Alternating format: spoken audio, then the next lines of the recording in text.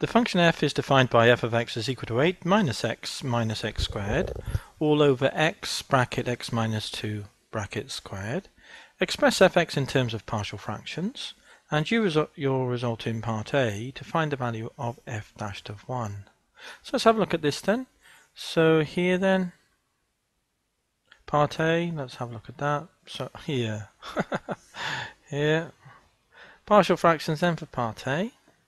So fx is equal to, it's going to be a, the top part is of order 2, the bottom part is of order 3, isn't it, the highest power? So we've got a proper partial fraction here, so it's a over x, that's the linear case, plus b, this is the repeated factor case, isn't it? So it's b over x minus 2, plus c over the x minus 2 squared. There we go. So, multiplied by the denominator now gives the top part of the left, f of x, 8 minus x squared must equal. So it's going to be a multiplied by the denominator, the x's cancel, and it'll be a x minus 2 squared plus b. Now one of the x minus 2's goes, cancels, but and that leaves the x minus 2. And then plus c. Now both x minus 2's go this time, and you're just left with an x. So let's put some values in then. Let's put x equals 0 in. So x equals 0 then. What does that give? 0, 0, so we get 8 on the left. 0 here and 0 here, so both of these are 0. 0 minus 2 is minus 2. Minus 2 squared is 4, so that's 4a. So move the 4 from times to the divide and write it down from right to left. A equals 8 over 4, which is 2. So a equals 2 then. So that's that done. Now we can look at x equals 2. So put 2 in, 8 minus 2. Minus 2 squared is 4. So that's equal to. Put 2 in here, that's 0. Put 2 in here, that's 0. It's just 2c, isn't it? So 8 minus 6 is 2, is equal to 2c. So therefore c must be, move the 2 from times to divide, 2 over 2 is 1.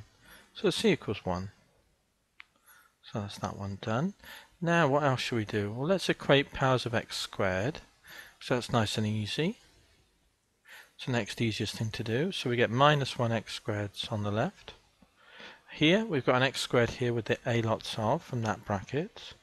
And here we've got a bx squared, so that's a plus b, isn't it? So that tells us then that b is equal to minus 1 minus a, which equals a is 2, so minus 1 minus 2 is minus 3.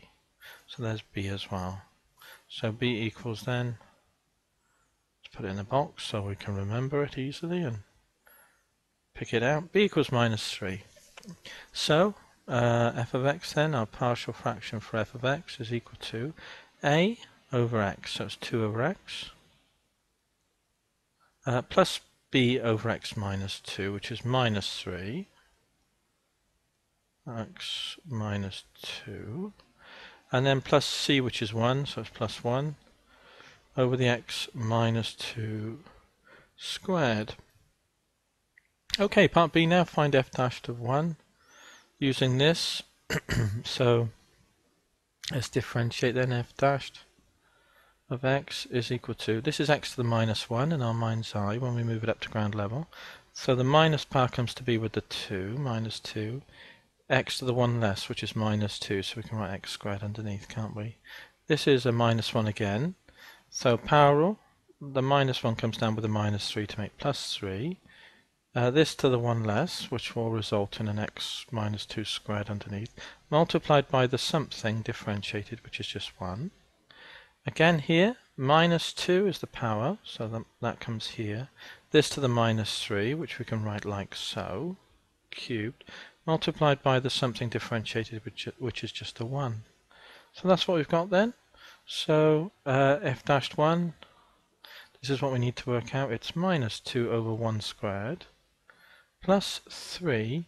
1 minus 2 is minus 1, squared is 1, minus 2 over 1 minus 2 is minus 1 cubed is minus 1. So we've got minus 2 plus 3 is 1. Plus 2 equals, because a minus over minus is a plus, that's equal to 3.